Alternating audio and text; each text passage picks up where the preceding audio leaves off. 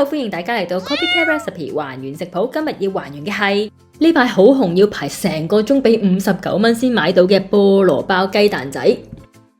咁呢個影片會包含菠蘿包同雞蛋仔嘅做法啦，同埋2個做菠蘿皮嘅方法嘅。首先睇下個成品先啦。呢出嚟係好多個迷你嘅菠蘿包，係名副其實嘅外脆內軟，外面菠蘿皮嘅脆，裏面雞蛋仔嘅又軟又煙韌，仲好香牛油味添。事不宜遲，馬上開始。首先整個菠蘿皮，首先要1/3杯嘅中筋粉，然之後呢就係2湯匙嘅糖啦。咁係大概30克嘅，跟住呢就係有1/8茶匙嘅梳打粉啦，跟住係1/8茶匙嘅泡打粉啦，跟住係1平羹嘅係湯羹嘅奶粉啦，跟住係半隻嘅蛋黃。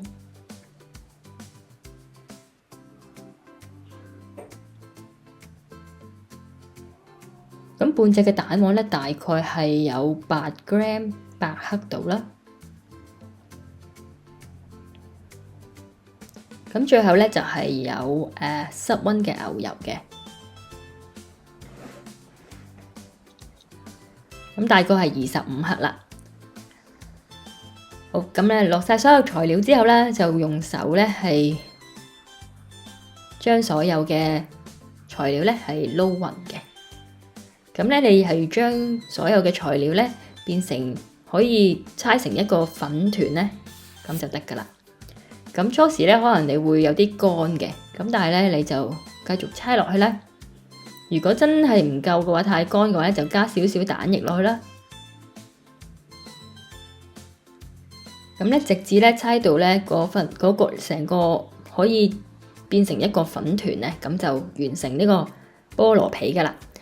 用保鮮紙包住佢，然之後呢就放入去雪櫃度雪一陣啦。跟住就可以整雞蛋仔啦。食譜呢就喺屏幕上面，有糖80克，大概係1/3杯加1/2湯匙啦。跟住係中筋粉啦，大概係90克，或者係大概2/3杯，即係2次嘅1/3杯啦。跟住就係吉士粉啦，大概係10克嘅，即係大約1又2/2湯匙啦。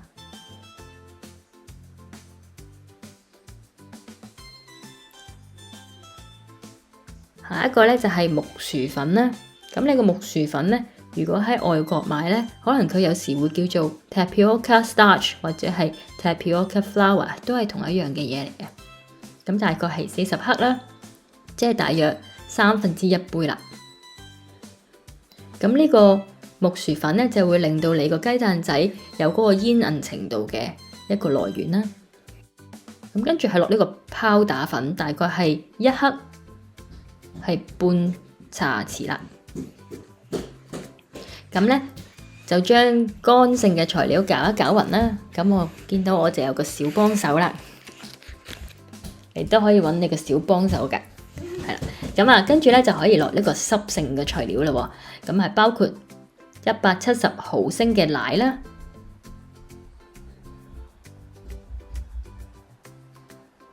咁咧就係逐少加嘅，我就冇一次過加晒啦，因為有時一次過加所有太多嘅液體咧，會好容易起粉粒嘅。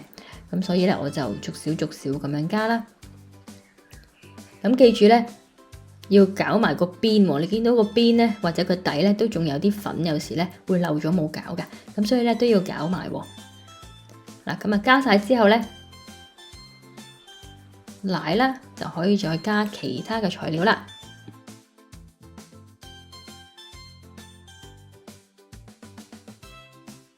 跟住就係溶咗嘅牛油啦，大概係20克，即係呢大約2湯匙，你滗2湯匙，然之後攞去微波爐嗰度叮一叮佢變咗溶啦。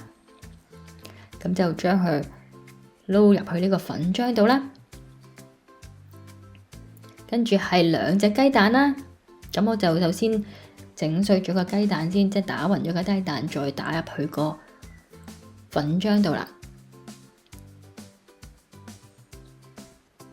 最後呢，就係少少嘅雲呢拿香油啦。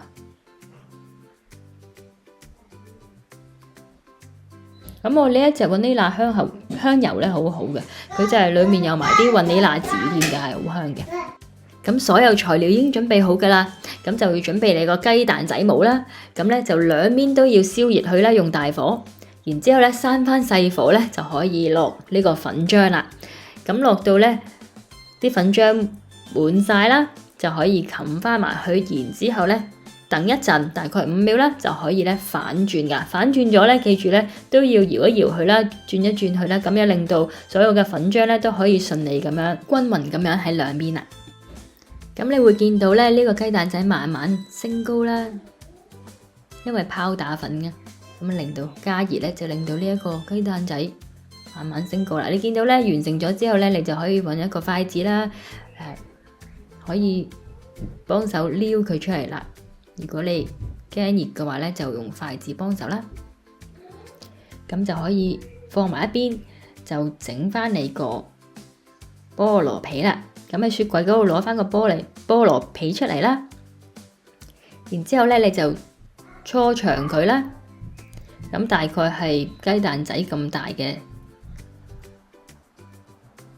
咁然之後就可以切片啦。呢個係第一個方法啦，切薄片咧，然之後就直接放上去以茶蛋漿嘅雞蛋仔上面啦。咁呢個方法咧，我覺得係最快，但係咧就好似冇咁靚，但係咧其實焗出嚟又唔係好差嘅。咁咧有另外一個方法可以提供俾大家嘅，咁可以睇睇。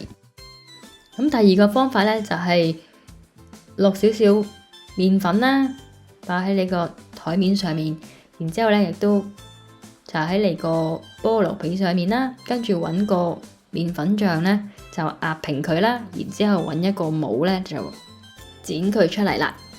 咁咧，如果你一個咁似雞蛋仔形狀嘅模，你當然可以直接吸佢出嚟啦。咁但係因為我冇咧，所以我就攞住一個好細嘅匙羹啦，一個茶匙啦，然之後咧就用呢個茶匙咧當係一個 cookie cutters 咧去將呢個菠蘿皮咧去剪出嚟嘅。咁就剪翻呢個雞蛋仔嘅形狀啦。咁就好似而家咁嘅。上下咁樣 cut 啦，咁就變咗一個橢圓形啦。咁如此類推咧，整晒成個菠蘿皮啦。